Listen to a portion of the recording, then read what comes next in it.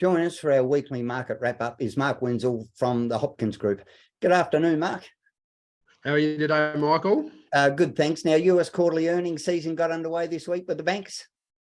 Yeah, absolutely. We've started, and the banks, the traditional kicks off, and so they've reported that there's no indication in the US so far of any reduction in spending, and that the interest rates aren't impacting corporate or consumers at the moment.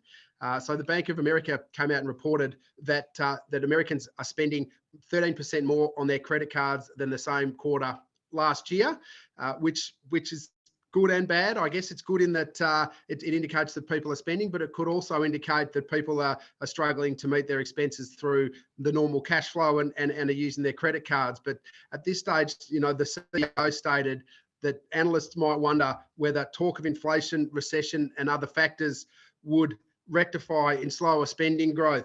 We just don't see the rate increases. We don't see it here in the Bank of America. So again, like you're just seeing continued spending, and that consumers and businesses are not feeling any of the interest rate rises in America. Interest rates will slow the economy at some stage and will slow spending. It's just a matter of how much and when the damage is going to be done. And Netflix reported stronger than expected.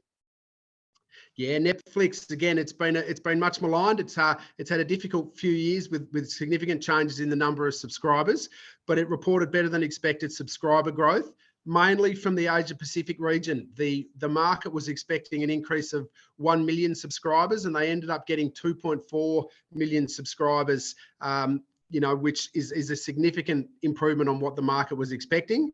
And it shows the difficulty that markets are having in valuing some of these technology companies. The growth rates that they were forecasting prior to the market corrections over the last 12 to 15 months are coming through, but the valuations and working out what those valuations are is what the market is having difficulty with. It feels to me like we are going through a bottoming period in markets, and I think if that's the case, you're going to have a bouncing around up and down over the next 3 to 6 months around this sort of time. But a company like Netflix shows that they have the growth and the attractiveness of the product, that people are willing to pay for it, and they're willing to pay for price increases for it. And it's just working out those valuations and what the next leg of growth is going to be. Great. And could this be why fund managers have thrown in the towel?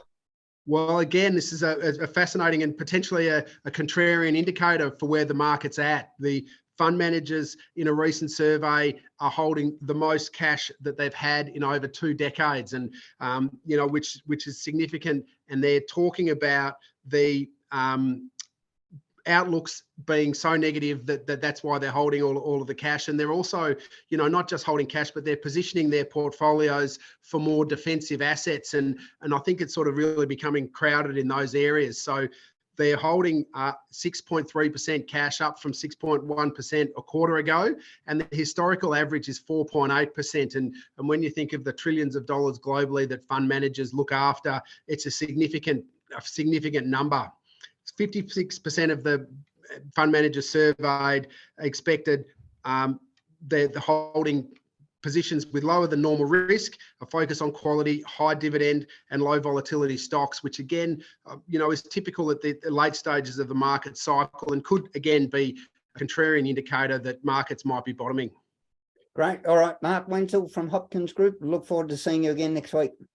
Appreciate it, Michael. Thank you.